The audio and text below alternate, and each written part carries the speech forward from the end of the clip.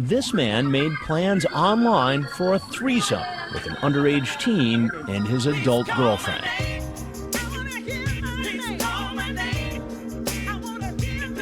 Even after sheriff's deputies order him to stop. Finally, an officer's taser knocks him to the ground.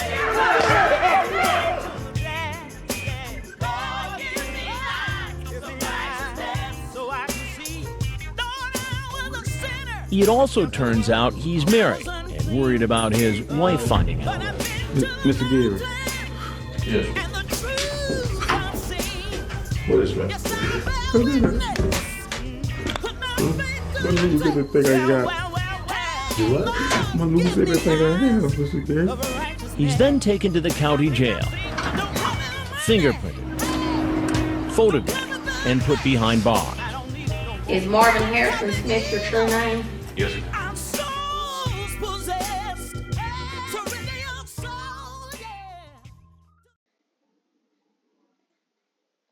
Okay, this is going to be the starving Marvin Harrison Smith commentary.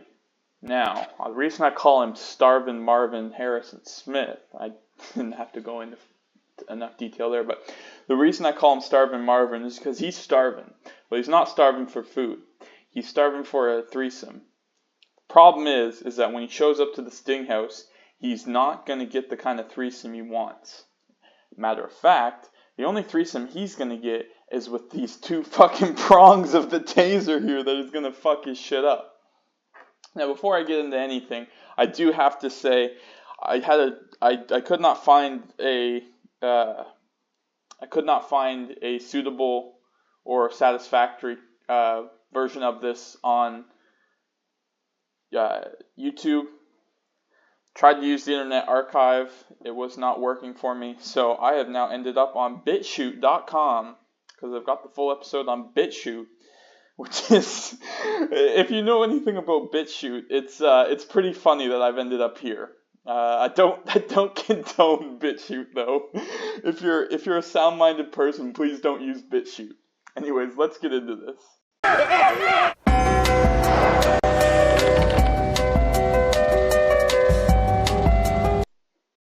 This man made plans online for a threesome with an underage teen and his adult girlfriend.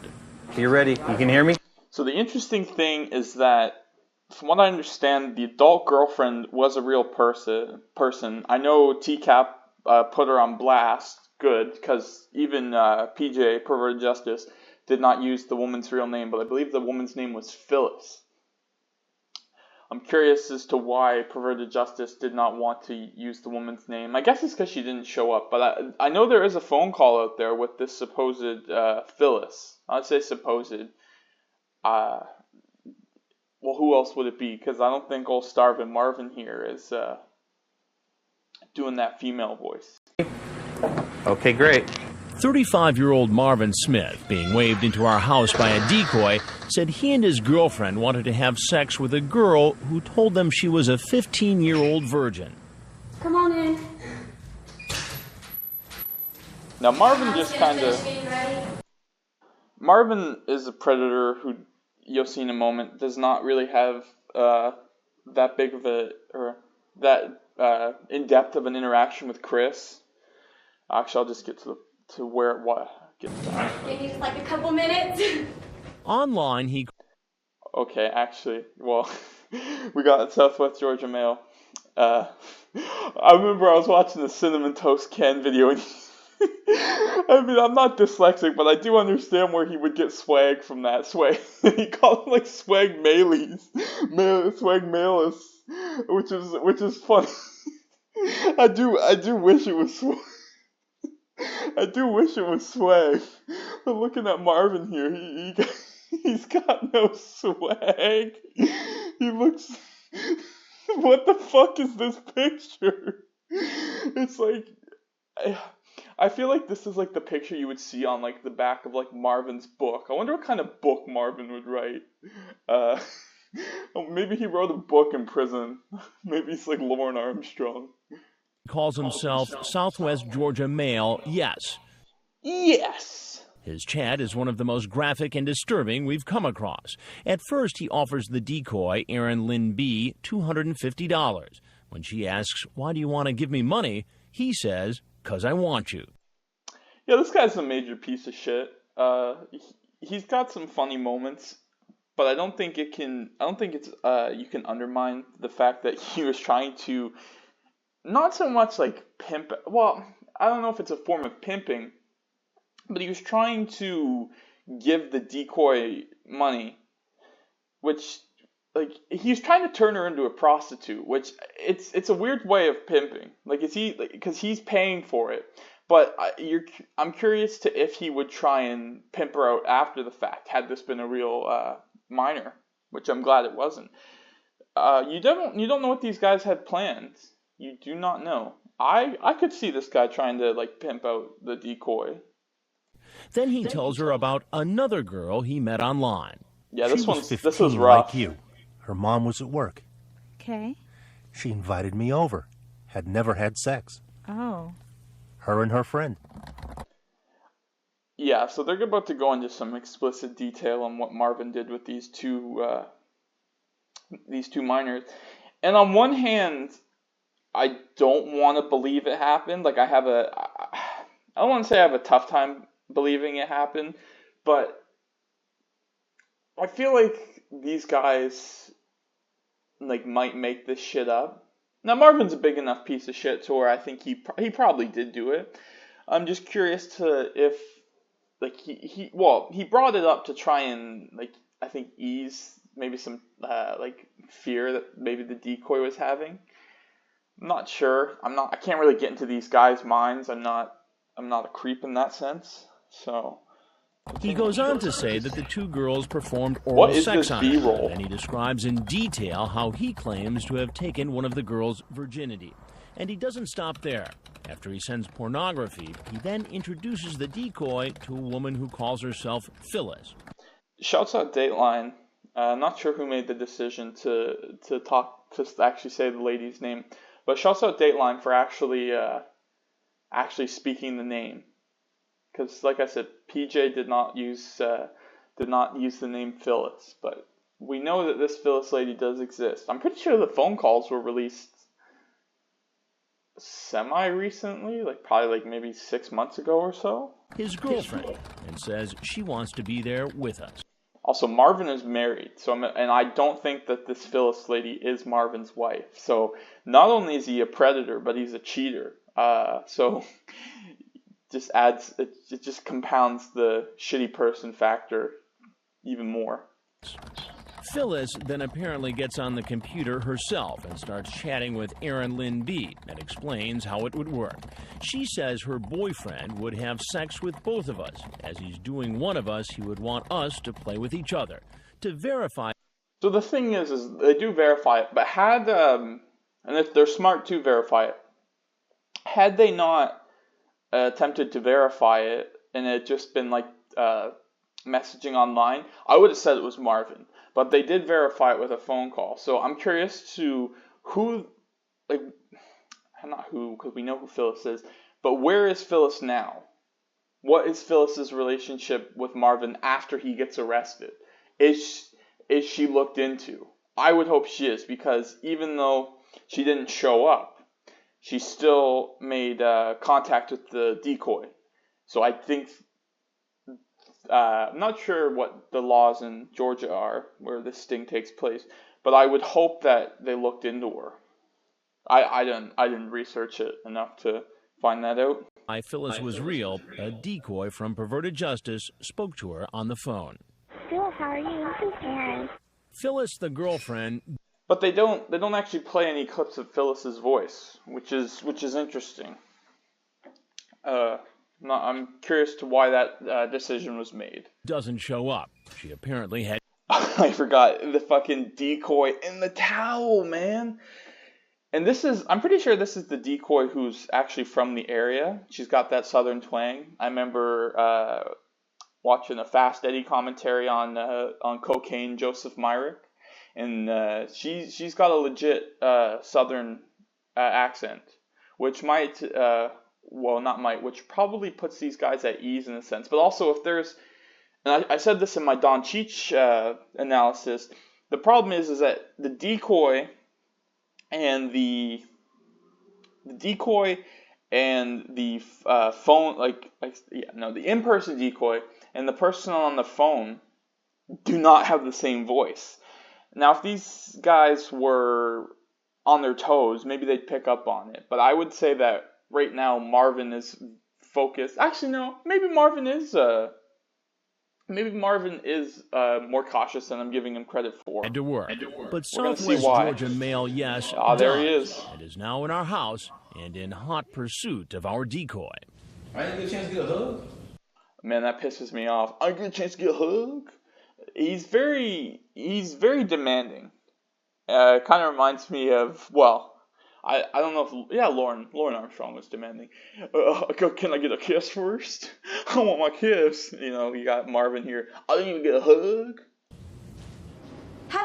And Marvin, and the thing is to be fair, I don't want to give Marvin credit for what he's doing, but in this situation, he's doing what I think would be kind of the normal reaction. You walk into the house, she goes through this fucking curtain here, and then he peeks his head in. Yeah, no, that makes sense. Now, granted, I think Marvin's being a bit of a perv. Maybe he's thinking, oh, maybe I can get an eyeful. Have a seat. But as the decoy walks behind the curtain, Yeah, the man sees our camera. Okay, yeah, he sees he sees the crew, and he's like, I'm getting the fuck out of here. Crew and runs. He saw Ron. He's coming out. He walks out, not relatively calmly, because there is a bit of a pep in his walk, but as soon as he hits that door, he's running. And he keeps on running, even after sheriff's deputies order him to stop. As soon as he hits the porch, he's fucking running. Finally, an officer's taser knocks him to the ground. Yeah. I think Marvin is I'm not sure about Takedown. I haven't watched every episode of Takedown, but at least for TCAP, Marvin is in the illustrious. I think there's only 3 predators who got tased. There was the guy in Long Beach. It was Case Medjugorje, then it's AKA Matt, because that makes sense. But yeah, I think it's Case Medjugorje, of course, Michael Patterson in Bowling Green, probably the most famous tasing. And then Marvin here. After he's arrested, he's taken... To be fair, and give Marvin some credit, he went down, but he no-sold that taser. He wasn't seizing up or anything. He just went down. He wasn't screaming or anything like Michael Patterson or even Case Medjugorje. I think Case Medjugorje might piss himself. In for questioning. This man with the incredibly vulgar chat reveals something that ironically no longer surprises us. I was a menace in the shirt. Yeah, and he's one of these religious predators like Chuck Harding or I guess Randall Walford. Randall Walford kind of uses the excuse, God is my Lord and Savior. It pisses me off. These people think because they act religious or they think they're religious, it gives them an out for their shitty behavior. When in reality, if you're actually a true follower of biblical teachings, or at least tried to be a good follower of what the Bible says, then you wouldn't find yourself in this situation. Of course, fucking Marvin here is gonna now default to his pity or his his pity me position. I was a minister in the church. I don't want to lose my job. What church you go to? My dad preached. What the fuck? This dude is mumbling hard. He's Baptist. Okay, so Baptist church. He's mumbling hard, and there's actually some funny stuff later on. But yeah, this dude is difficult to understand, and it's gonna get funny here in a second. I don't want to go to prison. Oh, that pisses me off. If you didn't want to go to prison, then why did you part? Well, I know why. Because he didn't think he was going to get caught. Whether he's stupid or whatever he was thinking. He obviously wasn't thinking he was going to get caught. And then when he realized he was in trouble, he tried to run. He got arrested. And now here he is. He's he is going to prison, and I'm happy for that. I'm happy that he did go to prison. I wish he was still in prison. I mean, and in my opinion, this should warrant like an automatic life sentence. But obviously, the legal system doesn't think that. It also turns out he's married and worried about his wife finding out. Mr. Gary. There's all these things, Mr. Gary. There's all these things that he really didn't consider, but now that he's caught, he is considering it. He is considering it, and it just makes me think, like, what was his mindset before going into this? Like, was he like egotistical in the sense that he thought he was going to get away with it, no one would ever know, and life would go back to normal after he abused this minor? That's where my conclusion draws, just because now everything is sinking in. Of course, the thing with a lot of these guys that show up on the show, they're not rational thinkers. And the only time they actually become rational is after they've already fucked up severely. Gary. Yes. What is that? Dude sounds like a fucking walrus there. I want to go to prison. What news did they think I got? You should have thought of that before you actively tried to victimize somebody. Again, there's so much to lose, but they don't care in the moment. I'm gonna lose everything I have, Mr. Gary. What? I'm gonna lose everything I have, Mr. Gary. The 35-year-old asks to speak to a lawyer. Now, I don't think we have access to the full footage here, but he asked to speak to a lawyer, which is smart. But I'm curious to what he said to the two detectives. Of course, Mr. Gary being one of them. Mr. Gary. I'm curious to what he said if he incriminated himself in that, like, speaking there, because he would have been Mirandized. Because he went to prison. There was no shenanigans where he was able to get off on the technicality. He went to prison. So he was Mirandized. So I'm curious to if he just... Well, no, he wasn't giving, like, personal information. He was, like, going off, I'm going to lose everything I have. I was back a minister in the church.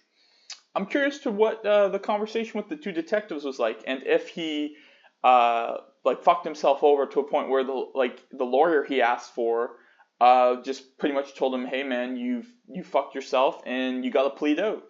And the interview is over. He's then taken to the county jail. Fingerprinted, photographed, and put behind bars. Is Marvin Harrison Smith your true name? He's got that fucking Hamburglar get up. Hell yeah. Yes, ma'am. The next day, he goes before a judge and bail is set. All right, that's a total of... And they're about to bring it up, or at least the judges. But this guy had a lot to lose, looking at it. He had kids, he had a wife, he had a career. And I think you can see that on his face now. He realizes whatever he had, he's lost. And what was it for? For the chance to have sex with a minor? Now maybe I'm square, but that doesn't make sense to me. Why would you throw away everything you've worked for something that ridiculous? I know, and I hope you're a rational person listening to this as well. Like, thinking rationally, it's like there's nothing attractive about a minor. And I know it makes sense to all of us because we're, normal people in society. I say normal, I mean, here I am making a TCAP video, and you're the one fucking listening to it. So maybe we're abnormal, but we're not as abnormal as someone like this, who is actively trying to victimize a minor for his own personal gain. I'm curious to what Marvin was up to before this, because he had already said he had abused 2 minors. He was cheating on his wife with Phyllis, and he has kids, man. Marvin, you're a piece of shit. $35,000. Oh, his bail was $35,000. I'm curious if he made bail. Back at the house, there are... Okay, and that's the end of Marvin's segment. Marvin is, I think, most known for just his, Mr. Gary, I'm gonna lose everything I have. His chat log is pretty disgusting, from what I remember.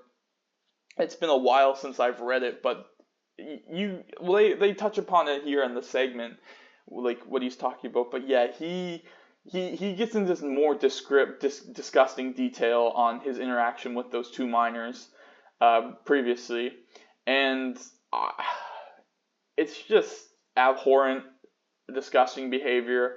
And I'm happy that Chris is back on doing these stings. I know Takedown's been on for a little while now, but it was gone for a while. You know, there was a large gap of time between HVP and Takedown. And HVP it was only one sting, whereas Takedown is pretty good.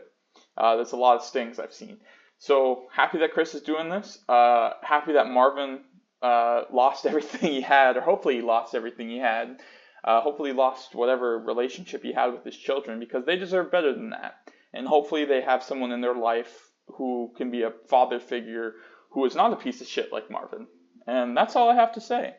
Thanks for listening.